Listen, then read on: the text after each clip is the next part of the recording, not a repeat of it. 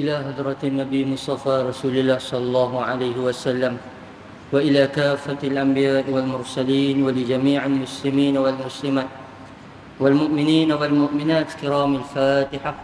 أعوذ بالله من الشيطان الرجيم. بسم الله الرحمن الرحيم. الحمد لله رب العالمين الرحمن الرحيم مالك يوم الدين. إياك نعبد وإياك نستعين. اهدنا الصراط المستقيم صراط الذين أنعمت عليهم غير المغضوب عليهم ولا الضالين آمين. أعوذ بالله من الشيطان الرجيم. بسم الله الرحمن الرحيم. الحمد لله رب العالمين وصلوات الله وسلامه على أشرف الأنبياء والمرسلين سيدنا ومولانا محمد وعلى آله وصحبه أجمعين. سبحانك لا علم لنا إلا ما علمتنا إنك أنت العليم الحكيم.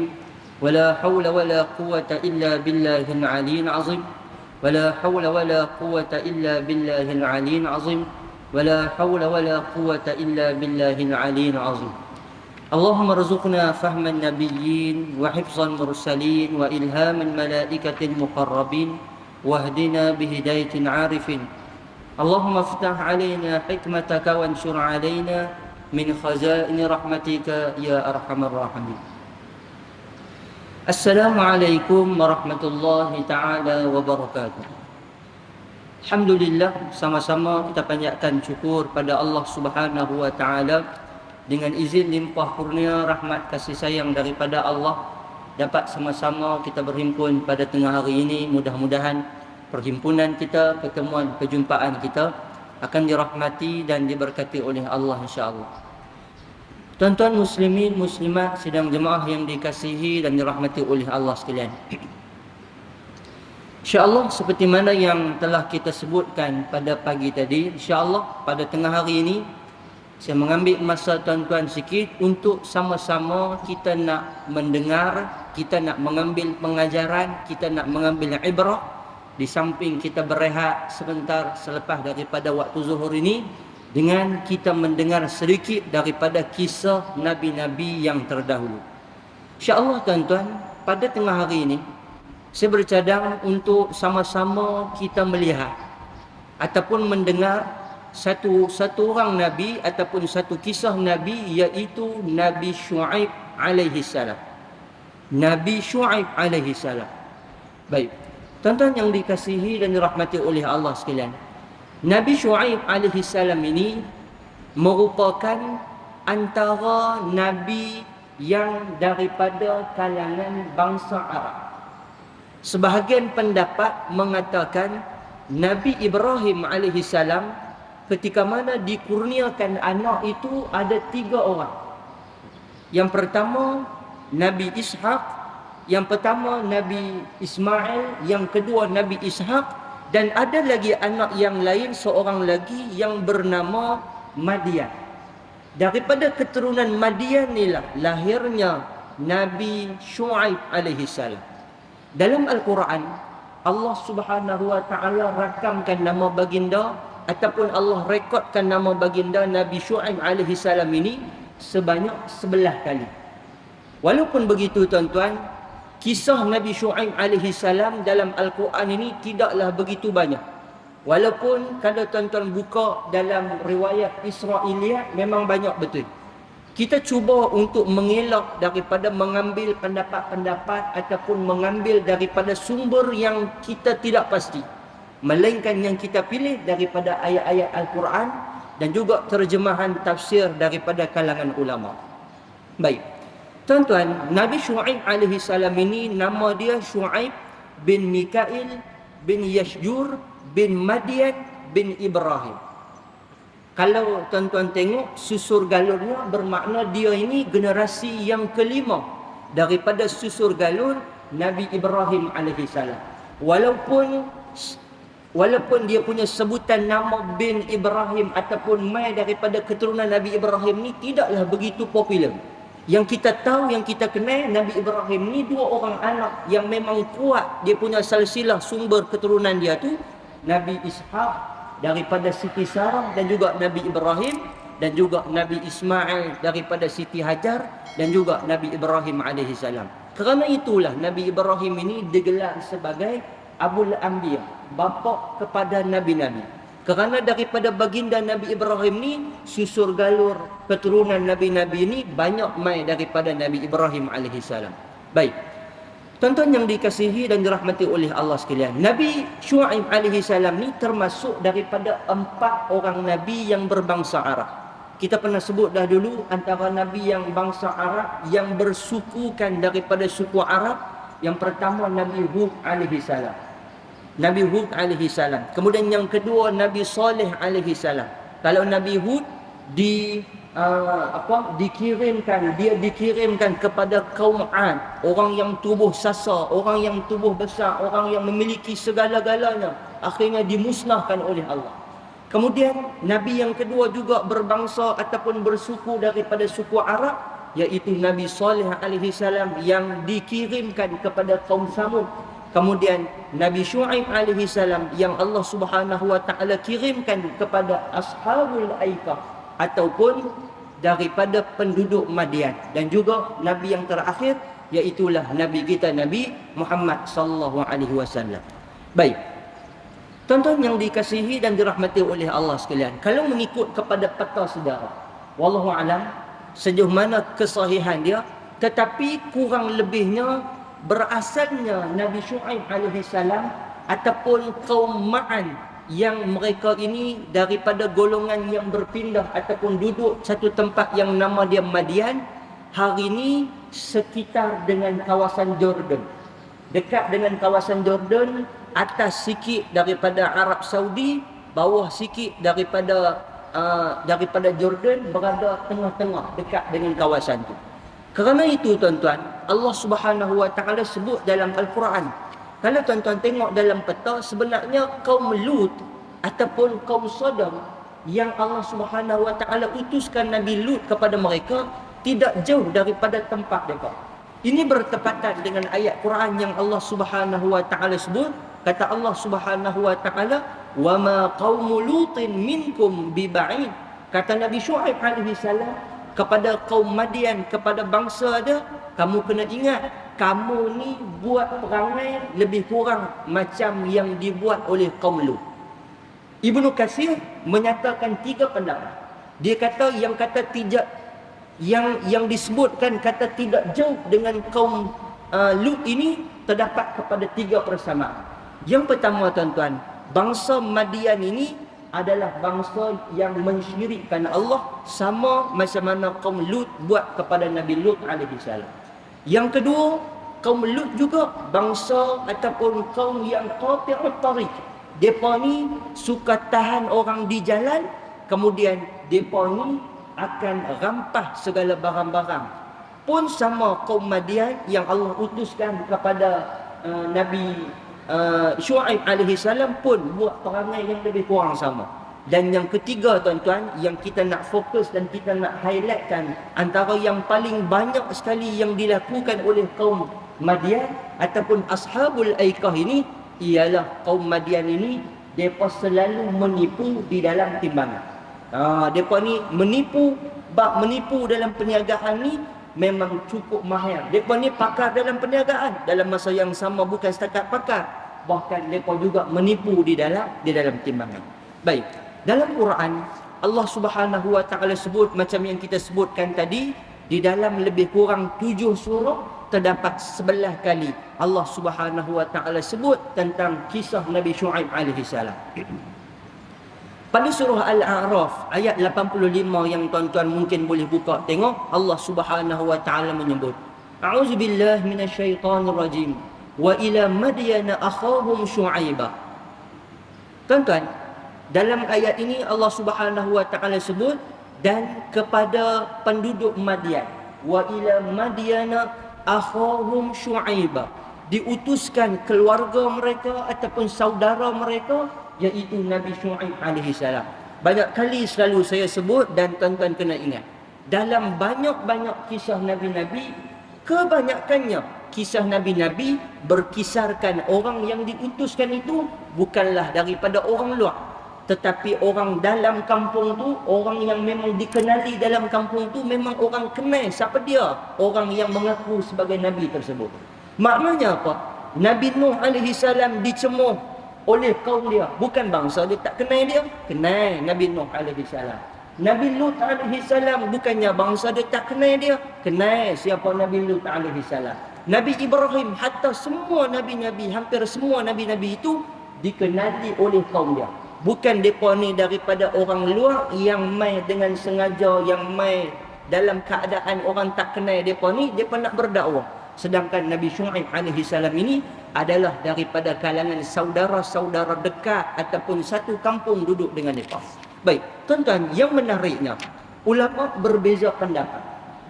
Ada yang mengatakan Ashabul Aikah. Ashabul Aikah ni merujuk kepada tuan ataupun orang yang menyembah kepada Aikah. Kata sebahagian ulama, Nabi Syuaib ini diutuskan kepada dua kaum. Satu kaum yang disebut dengan Ashabul Aikah dan satu kaum lagi dengan Ashabul Madian. Ada sebahagian ulama juga yang berpendapat menyebut, dan yang lebih kuatnya yang ni, yang mengatakan Ashabul Aikah itu adalah bangsa yang sama yang duduk di negeri yang nama dia Madian. Kenapa disebut Ashabul Aikah? Kerana tuan-tuan, bangsa Madian ini, mereka ni oleh kerana duduk di tempat padang pasir, tiba-tiba ada satu tempat yang ada satu pokok, ada satu pohon yang besar, maka pokok itu mereka jadikan sebagai tempat sembahan mereka. Mereka jadikan sebagai tempat sembahan mereka. Mereka jadikan sebagai tempat. Itulah yang kata Tuhan. Kerana dekat tempat lain tak ada pokok. Mereka ni kering kontang. Mereka ni duduk di kalangan padang pasir. Tiba-tiba tengok-tengok tempat tu ada pokok. Bahkan pokok tu pula rendang besar. Maka mereka jadikan Ashabul Aikah. Mereka jadikan Aikah, pokok teduhan itu, sebagai Tuhan untuk mereka sembah. Mereka mensyirikkan Allah Subhanahu wa ta'ala. Baik. Macam biasa tuan-tuan, dalam Quran Allah Subhanahu wa ta'ala ulang dialog yang disebut oleh nabi-nabi.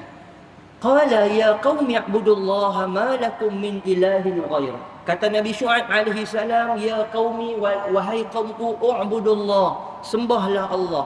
Ma lakum min ilahin ghairah. Tidak ada Tuhan selain daripadanya, selain daripada Allah Subhanahu wa ta'ala. Qad ja'atkum bayyinatum min rabbikum. Telah datang kepada kamu bukti yang nyata, telah datang kepada kamu mukjizat kami. Fa'awful kaila wal mizan. Tuan-tuan, Nabi Syuaib alaihi salam ni berhadapan dengan kaum yang mereka ni suka memberat-beratkan ataupun suka menipu dalam timbangan. Dalam Quran Allah Subhanahu wa ta'ala sebut wa'awful kaila wal mizan, dan sempurnakanlah pada timbangan dan juga pada ukuran kamu. Tuan-tuan, rupanya orang tipu dalam timbangan ni bukanlah baru-baru ni. Zaman Nabi Syuaib dulu lagi orang dah tipu dah. Bahkan pada masa tu menjadi kebiasaan pula. Contohnya apa? Kalau tuan-tuan boleh tengok hari ni, contohnya apa? Di atas dia letakkan buah manis elok, di bawah dia letakkan buah yang pahit, buah yang masam, buah yang tak manis.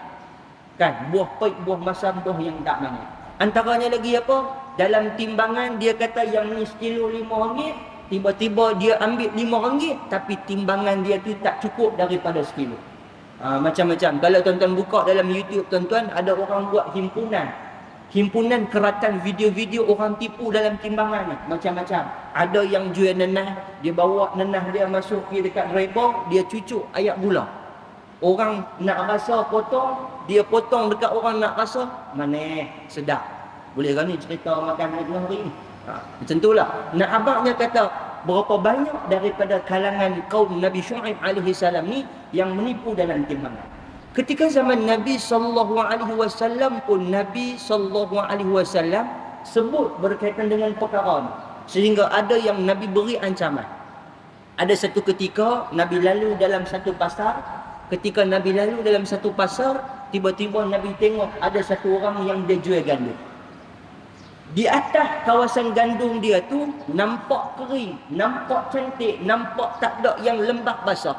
Tapi bila Nabi seluk tangan, Nabi Nabi masukkan ke dalam bekas uncang dia tu, tengok-tengok di bahagian bawah gandum tu basah, bahagian bawah gandum tu bahagian yang cukup berat, bahagian yang kita kata bukan kering sama macam di atas, tuan-tuan. Maka Nabi SAW beri teguran. Nabi kata, kenapa buat macam ni? Kamu jangan buat macam ni lagi. Dalam Al-Quran Allah Subhanahu Wa Taala menyebut ayat yang tuan-tuan hafal apa dia? Wailul lil mutaffifin alladzina idza iktalu 'alan nasi yastawfun wa idza kaluhum aw wazanuhum yukhsirun. Kan, celakalah bagi orang yang menipu dalam timbangan. Allah sebut orang yang menipu dalam timbangan ini, dia akan mendapat azab di sisi Allah Subhanahu Wa Taala. Allazina yaktalu, yang mana Allah Subhanahu Wa Taala sebut mereka ni tipu dalam timbangan, buat macam-macam style. Tuan-tuan, kita kena beringat. Sebab itu kita sebagai orang Islam, kita ada garis panduan jual beli yang Islam letakkan. Kalau ikan yang kamu jual itu ikan yang bukan segar, ikan yang bukan dah beberapa hari yang kamu jual, kamu kena asingkan, kamu kena kurangkan harga, kamu kena letakkan pada tempat dia. Ada orang ikan segar dengan ikan tak segar dia campur sama. Hak segar dia buat atas, hak tak segar dia buat bawah. Orang belilah nak buka puasa, tiba-tiba nak buka puasa tak boleh makan ikan busuk, ikan hanyak dan sebagainya. Ingat, ancaman Allah Subhanahu Wa Taala pernah berlaku kepada kaum yang terdahulu, iaitu kaum Nabi Shu'aib yang Allah Subhanahu Wa Taala sebutkan dalam Al-Quran. Tuan-tuan, tak cukup dengan itu, Allah Subhanahu Wa Taala sambung lagi, wala tabqasun nasa asya'ahum. Dan kata Allah Subhanahu Wa Taala, dan janganlah kamu merugikan orang sedikit pun. Tuan-tuan, mereka ni bukan setakat tipu dalam timbangan, bahkan mereka bagi orang rugi. Bayar dengan nilai RM5 sekilo, bayar dengan nilai RM10, tapi dia punya jumlah timbangan ni tak cukup sekilo. Tuan-tuan, hari ni macam-macam taktik orang buat hari ni. Orang bubuh magnet lah, orang tipu bubuh dia talam yang lebih berat lah, macam-macam. Bila bubuh talam yang lebih berat, orang tuang-tuang dia punya kandungan dia akan lebih sikit sebab campur dengan talam yang memang dia letak dah tu. Kadang-kadang ada yang trik hari ni, yang kecoh hari ni, dia bubuh magnet dekat besi dalam timbangan tu. Bila dia timbang tu dah memang ada dah sikit sukatan, dia dah turun dah sikit, barang tak letak lagi, turun dah. Lepas tu bila bubuh barang lagi kurang. Ini semua bentuk tipu, bentuk penipuan yang berlaku hari ni. Bukan kata hari ni, berlaku juga pada zaman-zaman yang terdahulu. Kemudian Allah Ta'ala sambung, wala tufsidu fil ardi ba'da islahiha. Dan kata Allah Subhanahu Wa Ta'ala, dan janganlah kamu berbuat kerosakan di bumi setelah diciptakan dengan baik. Zalikum khairul lakum in kuntum mu'minin. Kata Allah Subhanahu Wa Ta'ala, itu lebih baik jika kamu menjadi orang yang percaya ataupun beriman kepada Allah Subhanahu Wa Ta'ala. Baik, tuan-tuan yang dikasihi dan dirahmati oleh Allah sekalian, Nabi Shu'aib alaihi salam macam biasa tidak putus asa berdakwah kepada kaum dia, mengajak kepada kaum dia. Dan dalam banyak ayat dalam surah Hud, dalam surah yang lain lagi, dalam surah Al-A'raf juga diceritakan ayat yang sama. Wa ya qaumi awful mikala wal mizana bil qist. Wahai kaumku, penuhilah ukuran ataupun penuhilah timbangan itu bil qisti, dengan pertengahan, bermakna dengan adil. Kamu jangan tipu orang, kamu jangan kecoh orang, tuan-tuan. Kemudian Nabi Shu'aib alaihi salam, setelah bangsa kaum Nabi Shu'aib ni tak mau dengar apa yang Nabi kata, apa yang Nabi Shu'aib kata, apa yang disebutkan oleh Nabi Shu'aib, akhirnya Allah Subhanahu Wa Ta'ala menyebut dalam Al-Quran ketika mana Nabi Shu'aib alaihi salam ini berdoa, ataupun Nabi Shu'aib alaihi salam ni minta kepada Allah Subhanahu Wa Ta'ala. Tuan-tuan, antara dialog yang apabila Nabi Shu'aib minta supaya kaum dia menyembah Allah Subhanahu Wa Ta'ala, bangsa dia, kaum dia kata kepada Nabi Shu'aib, qalu ya Shu'aibu asalawatuka ta'muruka. Wahai Nabi Shu'aib, wahai Shu'aib, apakah agama kamu yang menyuruhmu agar kami meninggalkan an natruka ma ya'budu aba'una aw an taf'ala fi amwalina. Kata kaum Nabi Shu'aib, dia kata kepada Nabi Shu'aib, Agama hang ke? Tuhan hang ke yang suruh supaya kami meninggalkan apa yang disembah ma ya'budu abauna, apa yang disembah oleh nenek moyang kami dulu? Hak kami buat ni bukannya kami reka, kami ni ikut nenek moyang kami buat dulu. Depa sembah macam tu, depa masih lagi bertuhankan kepada pokok tumbuh-tumbuhan, kami ikut depa. Kata apa disebut oleh kaum Nabi Syuaib kepada Nabi Syuaib alaihi salam. Dan juga Allah Subhanahu wa taala menyebut Nabi Syuaib alaihi salam ini innaka la antal halimur rasyid. Nabi Syuaib alaihi salam ini benar-benar sangat penyantun dan pandai. Sebagai riwayat mengatakan Nabi Syuaib ini qatib. Nabi Syuaib ini orang yang pandai berhujah, pandai berkata-kata. Nabi Syuaib ini dia pandai berkhutbah, pandai bercakap. Bila duduk di depan kaum dia, dia boleh mematahkan hujah-hujah kaum dia ni dengan mudah. Dengan alasan, dengan sebab, dengan hujah-hujah yang munasabah, mematahkan apa yang disebut oleh kaum dia. Nabi Syuaib alaihi salam. Baik, tuan-tuan yang dikasihi dan dirahmati oleh Allah sekalian. Dalam Quran lagi Allah Subhanahu wa taala cerita apabila Nabi Syuaib ni, setelah Nabi Syuaib bagi tahu kepada kaum dia, antaranya lagi Nabi Syuaib menyebut benda yang sama disebut oleh Nabi Nuh alaihi salam yang kita sebut pada hari Rabu yang lalu. Benda yang sama juga disebut oleh Nabi Syuaib, iaitu apa dia? Wastaghfiru rabbakum thumma tubu ilaih inna rabbi rahimun wadud. Tuan-tuan, ini yang menarik. Allah Subhanahu wa taala menyebut Nabi Syuaib berkata kepada kaum dia, wastaghfiru rabbakum, mintalah ampun kepada Tuhan kamu, wa atubu ilaih, dan pohonlah keampunan ataupun bertaubatlah kamu kepadanya. Inna rabbi, sesungguhnya Tuhan aku, kata Nabi Syuaib, rahimun wadud, sesungguhnya Tuhan aku itu maha penyayang lagi maha pengasih. Baik, tuan-tuan yang dikasihi dan dirahmati oleh Allah sekalian, maka setelah peringatan diberi bangsa kaum Nabi Syuaib ataupun ashabul aikah ini tidak mau beriman kepada Nabi Syuaib, maka Nabi Syuaib pun bagi tahu peringatan bahawa akan diturunkan azab kepada kamu. Dalam Quran Allah Taala sebut wa ya qaumi a'malu ala makanatikum inni 'amilun. Kata Nabi Syuaib, wahai kaumku, buatlah menurut kemampuanmu, sesungguhnya aku pun berbuat pula. Nabi Syuaib kata, apa hampa nak buat hampa buat, apa yang aku nak buat aku akan buat, kata Nabi Syuaib. Saufa ta'lamun man ya'tihi 'azabun. Kata Nabi Syuaib alaihi salam, kelak nanti ni akan datang kepada kamu azab yang menghina, yuhzihi wa man huwa kazibun, yang akan menghina dan pada masa tu akan jatuh kepada orang yang mendustakan Nabi Syuaib dan mendustakan Allah Subhanahu wa taala. Wartaqibu inni ma'akum raqib. Kata Nabi Syuaib alaihi salam, tunggulah, sesungguhnya aku bersama dengan orang-orang yang menunggu ataupun orang-orang yang menanti azab daripada Allah Subhanahu wa taala. Baik, tuan-tuan, ada satu doa yang menarik yang disebut oleh Nabi Syuaib yang sebahagian daripada tuan-tuan mungkin baca. Nabi Syuaib berdoa kepada Allah ketika mana duk layan karenah kaum dia. Nabi Syuaib sebut apa? Rabbana. Dalam Quran Allah Subhanahu wa taala sebut pada surah Al-A'raf, Allah Taala kata, Rabbana iftah bainana wa baina qaumina bil haqq wa anta khairul fatihin.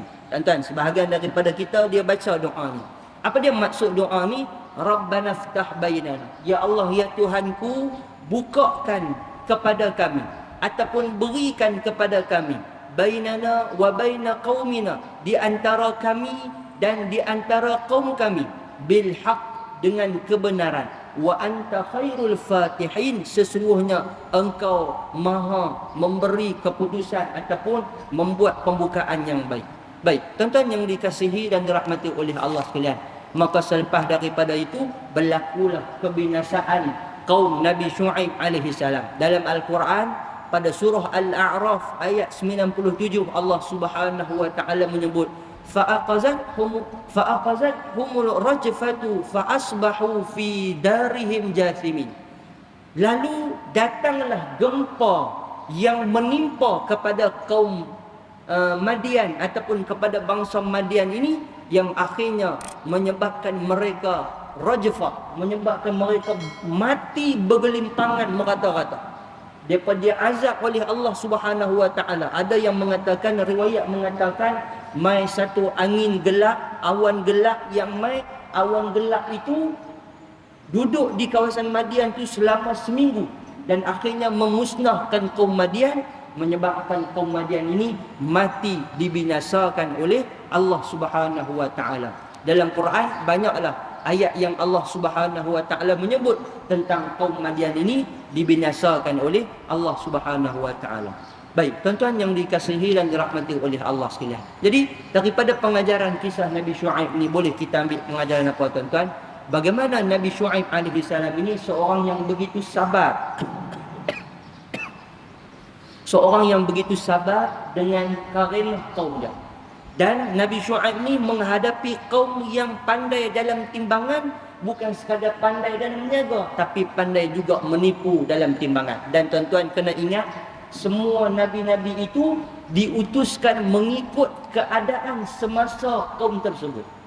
Kalau nabi kita Nabi Muhammad sallallahu alaihi wasallam pada bangsa diutuskan nabi kita pada masa tu dalam kalangan orang yang pandai petah menggunakan syair, maka nabi kita menggunakan Al-Quran untuk mematahkan hujah syair-syair yang disebut oleh Arab-Arab jahiliah sebelum daripada nabi.